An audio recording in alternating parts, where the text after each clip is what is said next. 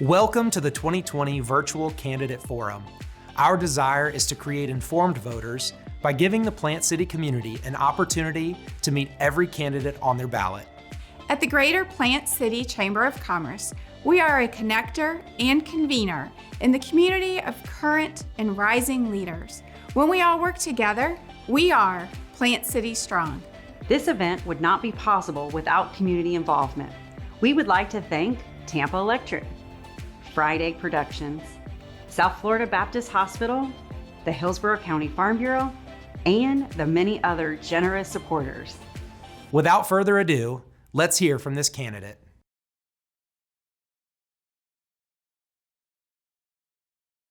Hello, my name is Stephen Hollenkamp. I am a member of the Greater Plant City Chamber of Commerce, and I have the pleasure of serving on the Government Affairs Committee. Our committee has prepared questions for every candidate on the ballot running for a position that will represent residents of the Plant City community. Today, I am here with Scott Franklin, who is running for U.S. House of Representatives District 15. Scott, will you please give us a quick introduction of yourself so our viewers can get to know you? All right, good morning. Thanks, Stephen. My name is Scott Franklin. I'm running for the Lakeland City, I'm on the Lakeland City Commission, running for U.S. Congress at this time. I've got 3 jobs going right now between my day job and campaigning and being on the City Commission. But I joined Lanier Upshaw Insurance in 2000. I've been the president there. I became president in 2003, CEO since 2005, and we merged that company into Baldwin Kristen Sherman Partners on January 1st. We've been a best company to work for the last 4 years from the Florida Trend, and the best places to work in Polk County for 13 past running years. I've been on the Lakeland Chamber of Commerce Board of Directors, also the Board of Governors, or the Executive Committee. I've chaired our Executive Committee of the Lakeland Economic Development Council. A number of different chamber type events such as the Leadership Lakeland, Leadership Polk, and Leadership Florida. I've been on the Board of Governors for the Tampa Bay Partnership, and I currently serve on the Board of Overseers for the Florida Southern School of Business. I'm a 26-year Navy veteran. I graduated from the U.S. Naval Academy. I was a career naval aviator before coming back to Lakeland to run my business. I got an MBA along the way in doing that. And in the 20 years that I've run our company here in the insurance business, I've had the opportunity to work with hundreds of businesses throughout the area. I develop risk management plans for them so I understand how their business models work, the threats to their profit, and help protect them. But also running my own business, I know how to make payroll, and I've known the challenges of leading the business through the hard times, through the Great Recession, and also growing it through the good times. But I took that experience 3 years ago to work for the Lakeland City Commission, and now I'd like to do that at the federal level, where they seem to not be able to balance budgets. Thank you, Scott. So tell us, why are you running for office? Well, a couple of reasons. One is, as I was starting to allude to there, our federal government is out of control. They spend money in ways that none of us would ever do as business owners. And, at the local level, the state level, and everywhere else, we seem to manage to balance our budgets, but the federal government can't manage to do that. And I'm worried that they're mortgaging our children's future.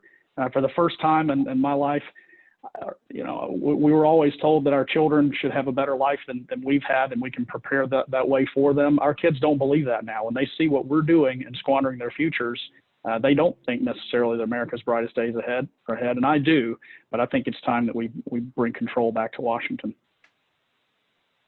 Thank you, Scott.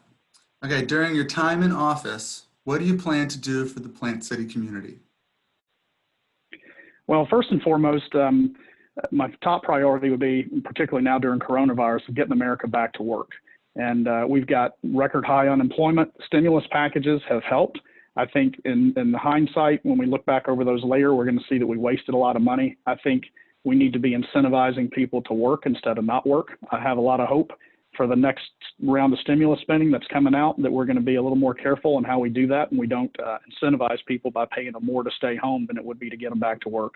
I think people believe inherently in honest, good work, hard work for honest pay, and to pay them to not do that is a disincentive, and I think it leads to unhappiness. But getting America back to work, I'm a believer in small, limited government, low taxes, so I'd like to see our tax cuts, the president's tax cuts, made permanent. I'd like to continue to reduce the bureaucracy in government. I'm a fan of the 2-for-1 rule, that for every piece of new bureaucracy that we label or we start applying to businesses, we eliminate 2 others.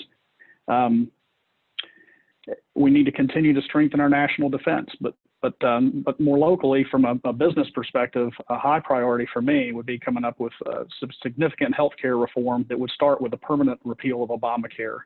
We were promised better, faster, cheaper. That's not been the case.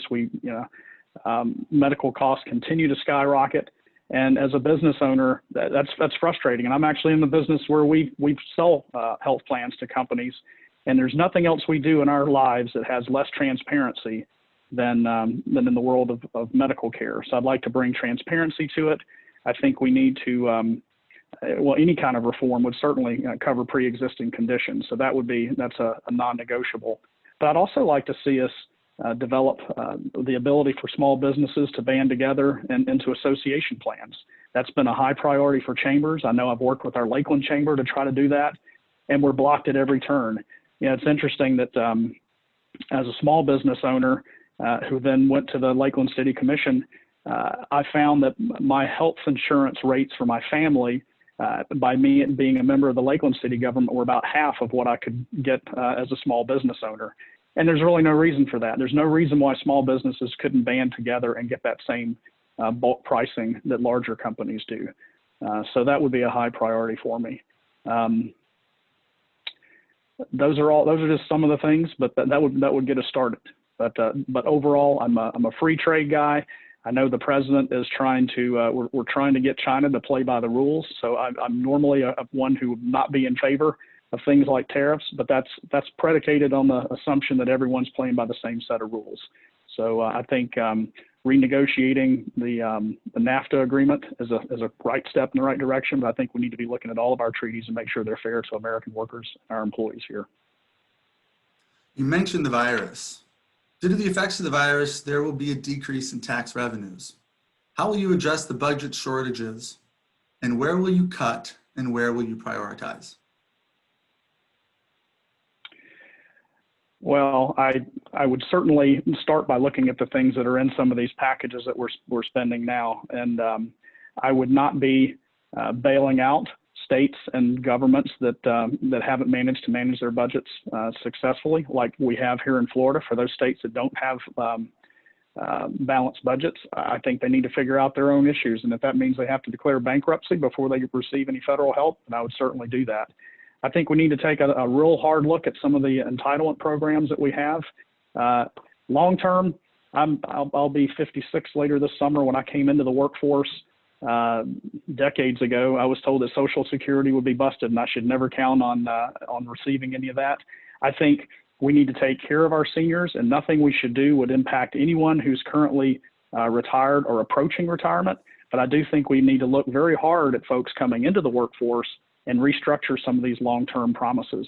The reality is, when Social Security was started back in the 30s, it's actually old age and survivors disability insurance and dependents insurance, and it was never meant for people to retire and live another 30 years or so just off of the government dole. So I think it should have been indexed along the way to be more reflective of life expectancy. But, that said, we've got to take care of people who put their faith in the government all these years and paid into the system. We would do nothing that would affect them. But I think for young people coming into the workforce, we need different kinds of plans. And I also believe more of a defined contribution program than a defined benefit plan. So things like 401ks that work successfully in the business world, I'd like to see that expanded on the federal level. Scott, if elected, what is your priority for your first term in office?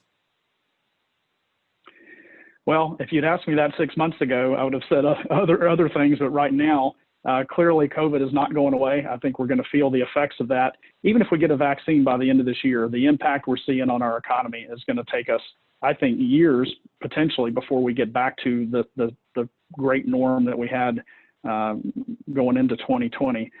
So I think, efforts to get America back to work. I think we need to focus, again, I've mentioned healthcare before. We need to continue strengthening our national defense that's been depleted through the Obama years. And I think President Trump's done a good job of getting us back on the right path of that over the last 4 years. but I also, I think, well,